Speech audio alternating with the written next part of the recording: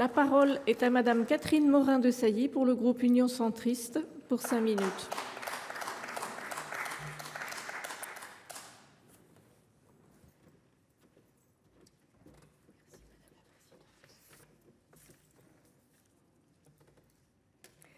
Madame la présidente, madame la ministre, monsieur le rapporteur, mes très chers collègues, nous sommes là dans l'urgence à compenser les défaillances du précédent gouvernement qui, il y a 2 ans, a choisi de supprimer la contribution à l'audiovisuel public sans se préoccuper de lui substituer une solution pérenne, à croire que Bercy avait purement et simplement en tête, à terme, la budgétisation, allant à l'encontre de ce qui est dit en son article 5, le règlement européen sur la liberté des médias. Les réactions de nos amis allemands avec lesquels nous sommes engagés dans ce magnifique projet qu'est Arte ne se sont d'ailleurs pas fait attendre, tout comme celles de plusieurs pays européens.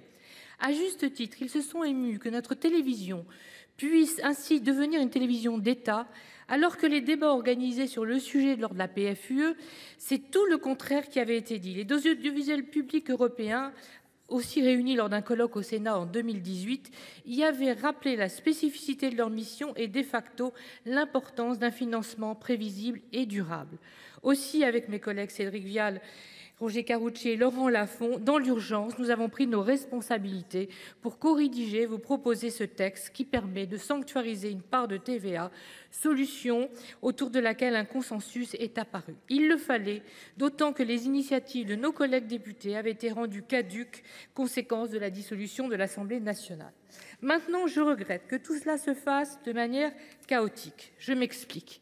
Il y a déjà longtemps que notre commission de la culture, très investie, forte de nombreux travaux, qu'avant mon collègue Laurent Lafon, j'avais tenu à engager, appelle à une réforme systémique de l'audiovisuel, une réforme systémique et ambitieuse.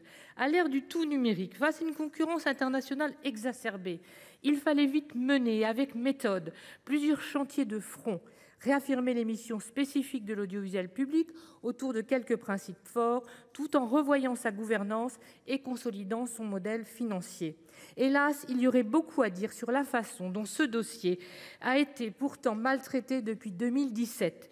Il y a eu dans l'opacité, par exemple, la disparition du produit de la taxe sur les opérateurs de télécom voulue par le législateur en 2010. Puis la crise sanitaire qui a été prétexte à abandonner une grande partie de la réforme finalement engagée, à compenser par celle de la ressource publique. Et si aujourd'hui on en est là, mes chers collègues, c'est bien parce qu'on a renoncé à s'attaquer, comme nos voisins européens ont pourtant su le faire, à sa modernisation.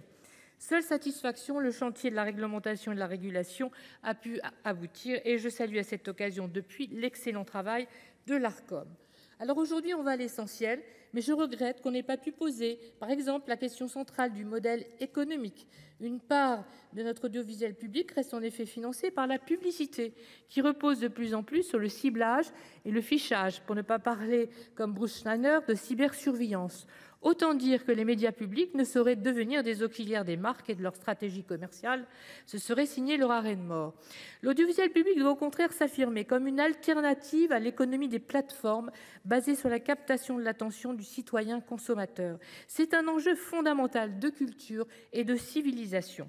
Pour cela, nous avons besoin d'un modèle alternatif recentré aussi autour de ces quelques missions. Premièrement, cultiver la proximité et faire vivre les territoires. Deuxièmement, porter la voix de la France et de la francophonie dans le monde. À cet égard, France Médias Monde, TV5 et Arte ont un rôle fondamental. Troisièmement, rassembler l'ensemble des Français autour de moments fédérateurs qui contribuent à la cohésion nationale. La couverture des Jeux Olympiques a été une formidable réussite à cet égard. Quatrièmement, développer l'éducation aux médias, faire en sorte que l'audiovisuel se préoccupe davantage de notre jeunesse dans une logique de reconquête de ce public et renforce sa dimension éducative. Cinquièmement, participer à l'éveil de l'esprit critique avec cette exigence de différenciation en matière d'information.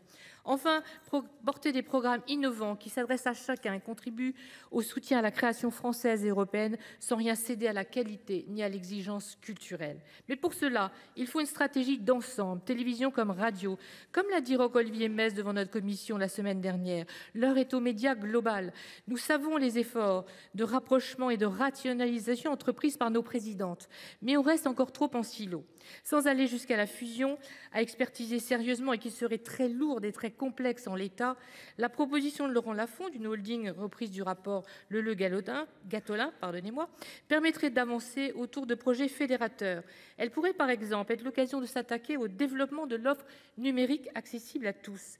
L'échec de Salto ne doit pas nous faire renoncer à l'idée d'une plateforme qui rassemble de manière claire et lisible tous les programmes du service public, France Télévisions, Radio France, Arte, France Média Monde, l'INA, conservant les principes bien sûr de gratuité et d'anonymat. Donc voilà, beaucoup de travail reste donc à faire, Madame la Ministre, et nous comptons bien sûr sur vous. Il y a aussi à prendre en compte les conclusions récentes des États généraux de l'information. Le débat sur le financement, comme je l'ai dit, mérite en tout cas d'être approfondi. En attendant, en votant ce texte, nous assurons le fonctionnement des 6 entreprises de l'audiovisuel public, dont je veux au passage saluer l'excellent travail. Et je termine en remerciant notre rapporteur et tous nos collègues des 2 commissions qui nous ont vraiment soutenus, et vous aussi, Madame la Ministre, ainsi que le Premier ministre. Merci.